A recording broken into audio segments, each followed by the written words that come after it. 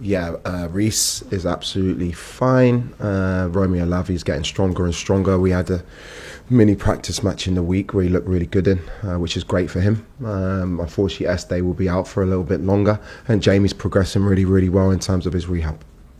Anything else to kind of update us on the teams at the moment? No, Cuckoo is progressing really, really well, but he's not available for Sunday. But hopefully we get him back in as quickly as possible. Levi's doing really, really well with his long-term rehab. So at the moment, Dario is back on the training pitch as well as Sugo, which is good. And hopefully we can get all of these players back and fit for the running of the season. PSG in the Champions League, they're the European champions, but this club obviously has a decent record against them recently as well in the Club World Cup. How do you react to that draw? So excited. PSG are a fantastic team. Obviously, I've experience of playing against them in France. They're a team that I've always admired. I think Lewis done an incredible job there. These are the games you live for. These are the games that you come into football for, and it's going to be a great tie between two fantastic teams. And I'm really, really looking forward to it. But we've got another 3 games before that I need to focus on. How's Wesley Fofana, and how have you been kind of dealing with that situation this week after you received that news after the game? Yeah, it was obviously a tough day for Wes. Firstly, obviously what happened in the game. Secondly, the fallout and racist abuse that he got online. Wes he's a tough guy. He's a good guy. But it's amazing you spoke about racism last week in the press conference, and it affects you in ways that it just shouldn't exist. It shouldn't exist, whether it's online, whether it's verbal, in person. It's just something that we have to try our very best to eradicate from life, let alone football. But Wes is absolutely fine. He's trained well this week. Chelsea did record a pre-tax loss of £355 million for financial year 2024-2025. In terms of your job, though, is it going to affect anything in terms of having to sell players? Have you spoken to the club above about how these losses potentially affect your job, what you do? Now, my job is to focus on the team, is to try and make the team and the squad as strong as possible to eventually win things. That's why I'm here.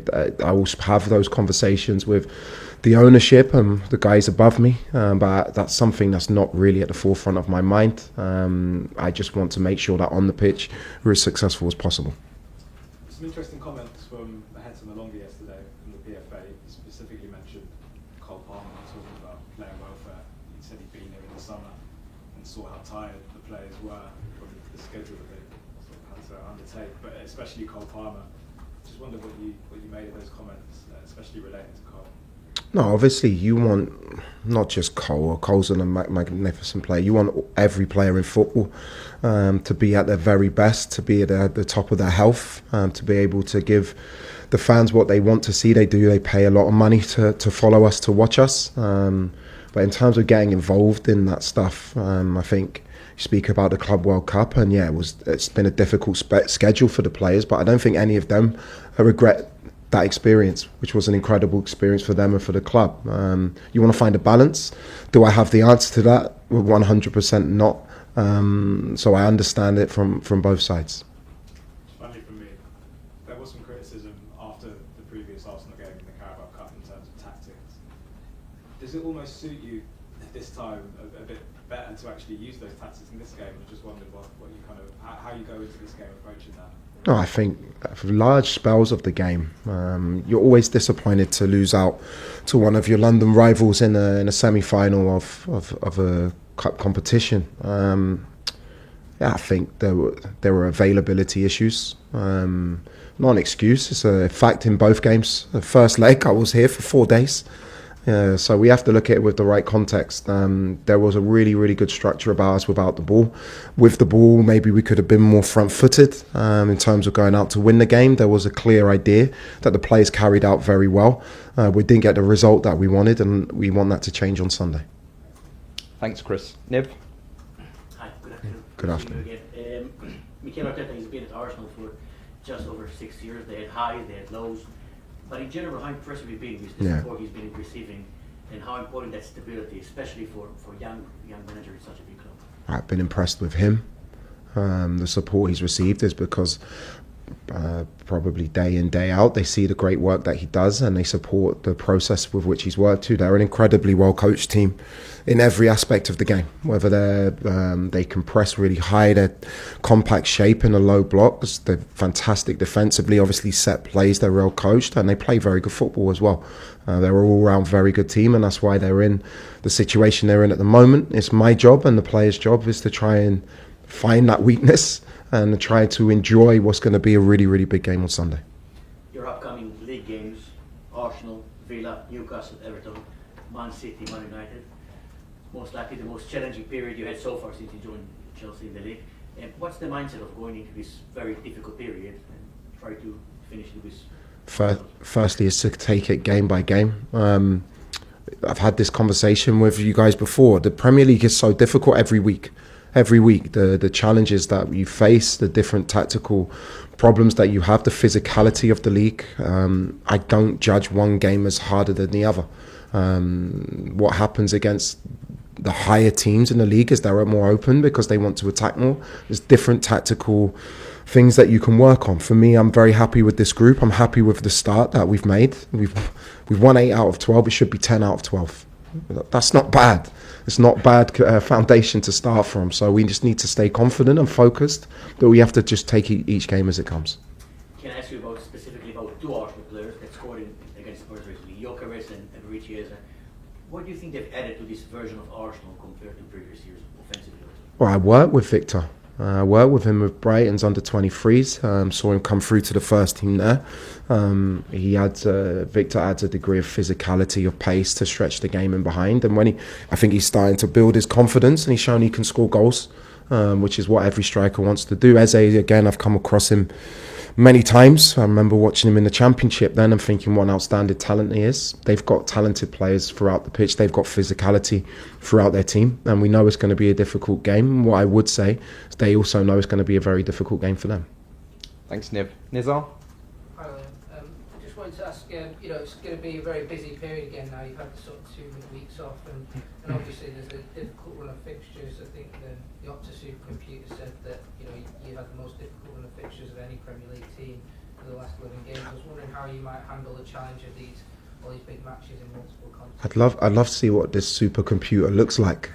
I don't think about it in that way. It's the next game. It's making sure that the players physically and mentally as fresh as possible. Giving them the time off wasn't just about one game. It was about the rest of the season. Hopefully that will pay off. They've looked very good in training this week. We've got players coming back from injury as well, which is really, really helpful. So we just need to stay really calm, really focused and consistent in our process and tick each game off as it comes. And it's really tight in the sort of run, the competition for the Champions League places, the top 5 it will probably end up being. I was wondering how you sort of see that and how important is that in terms of all your goals in the season, because even in the press releases, which you were appointed and stuff, it was mentioned as being a target. Yeah, this club should be in the Champions League. This club is a Champions League club. We just have to take it game by game. If you'd have said to any manager coming in, I think when I took over we were 8th, we're now in the race. We've won 4 and we've drawn 2, and the 2 games we've drawn, we're in complete dominance of both games. That's the reality and that's the facts. So I like to look at that. It gives me confidence in the group that we can be successful in the short and long term. Thanks, Nizar. Simon? Hey, going back to Wesley, what kind of support has the club provided, both him and perhaps any other players who are affected by it? And secondly, are you encouraging the players perhaps to come off social media? To your first question, the players have incredible support, both on and off the pitch. They had a meeting with Dr. Michael Bennett today, actually, about his involvement in the club in terms of helping them with anything off the pitch. In terms of social media, look, the generation now, it's a part of the younger generations. It's the part of their life. My children are on it. It's the way that they communicate. It's the way that they live. I'm a little bit older, so I've missed out on that, fortunately. Yeah, in a perfect world, the players don't take notice of what's on social media, but the reality is they do because they're human beings. It's very easy to write whatever you want with no consequence when you're on social media, and I hope that the players who are on it and do take those things in, take in the fact as well that it's just noise. It's a lot of people with a lot of opinions. Some are valid, some come from a place where it's probably not a good place. And sort of getting back to football, in terms of your left-wing options, of course Jamie's out at the moment. Alejandro's not started a league game, I think, since West Ham. How do you think the two of them have been getting on, though, just generally? I know Jamie's not had... Yeah, well, unfortunately for Jamie, showed really, really promising signs, and then unfortunately got injured against West Ham. Garner's shown some really, really good things in my time. I thought his performance at Hull was very good. Scored 2 goals in Arsenal really, really early in my start here, and he's a very, very good player. There's a lot of tactical things as well. It's not just on those players. It's about finding the right function for the team. I played with one winger, played with 2 wingers in some games. I have many different solutions I can use because I have such a good squad. Thanks, Simon. Rob? Hi there. You talked on Saturday about learning about which players you feel you can or can't rely on. I think you're taking that up, I'm sure, with players you had in mind. How have the squad responded to that assessment that you made on Saturday? I don't know how they've responded to that direct statement. I don't know.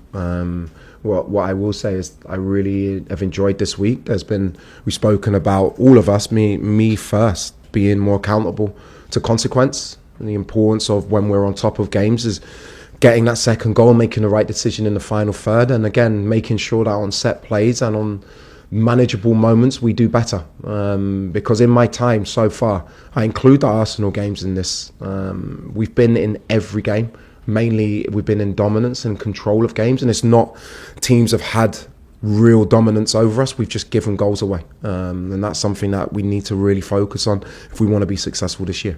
I'm feeling like you can't depend on a player sometimes necessarily to do what you ask. That feels like quite a fundamental thing. Like, it's not a technical issue, is it? Is that something that can easily be worked on? Yeah, for sure.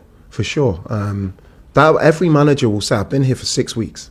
Every manager will say you're making consistent assessments as you go. I'm learning about my group as I go. I'm learning about each individual, their strengths, what they need to improve. And it's a good time for me. I've learned a lot. But where we want to get to, we want to be successful this year. And there are going to be real pressure moments. There are going to be tough games, as just spoke about PSG or Arsenal on Sunday. There are going to be moments in games where we are going to be under pressure, and I need to know which players can stay calm, can stay focused, can stay consistent when those pressure moments come on.